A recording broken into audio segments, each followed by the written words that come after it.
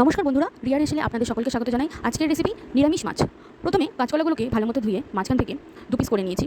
এরপর প্রেসার কুকারের মধ্যে আমি কাঁচকলাগুলোকে দিয়ে দেবো, সাথে একটা গোটা আলুও দিয়ে দেবো। আলুটাকে আমি মাঝখান থেকে চিড়ে নিয়েছিলাম।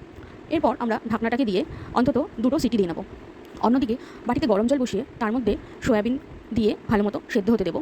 আমাদের সয়াবিনগুলো ভালো মতো সেদ্ধ হয়ে গেছে। এখন আমরা ভালো মতো জল দিয়ে দেবো। সয়াবিনগুলোকে ও আলুগুলো সেদ্ধ হয়ে গেছে। কাঁচকলাগুলোর খোসা আমি ছাড়িয়ে নিয়েছি এবং কাঁচকলা ও আলুগুলোকে আমি সুন্দরভাবে মিশিয়ে নিচ্ছি।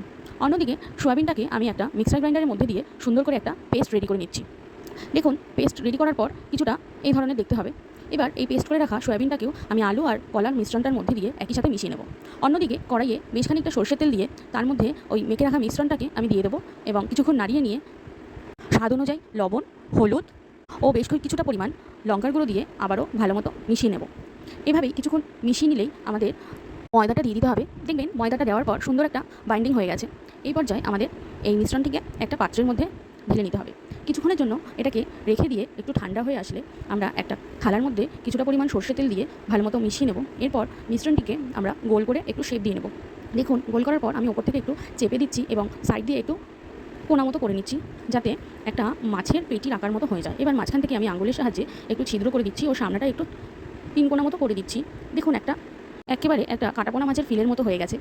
এই পর্যায়ে আমরা কড়াইয়ে তেল দিয়ে ওই রেডি করে রাখা নিরামিষ মাছগুলোকে একটার পর একটা দিয়ে সুন্দরভাবে উল্টে পাল্টে লাল লাল করে ভেজে নেব।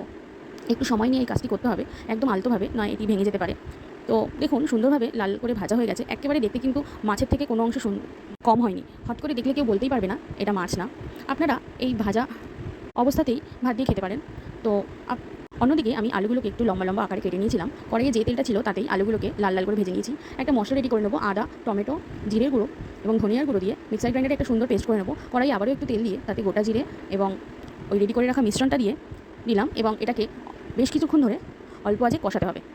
দেখুন, এরপর আমি হলুদটাও দিয়ে দিলাম এবং স্বাদ অনুযায়ী আপনারা ঝালটা দিয়ে দেবেন।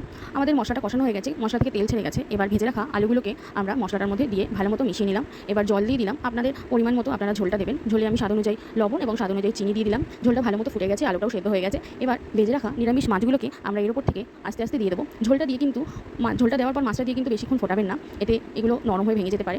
তো একদম ঝোলটা আপনাদের যতটুখানি প্রয়োজন সেটুখানি রাখার পর এটাকে দেবেন। খেতে কিন্তু দুর্দান্ত হয়েছিল। আপনারা অবশ্যই কিন্তু এটা ট্রাই করবেন এবং আমাকে জানাবেন। ভিডিওটা কেমন লাগলো অবশ্যই আমাকে জানাবেন। ভিডিওটা ভালো লাগলে চ্যানেলটাকে অবশ্যই সাবস্ক্রাইব করে দেবেন এবং পাশে থাকা বেল আইকনটা প্রেস করবেন। নমস্কার।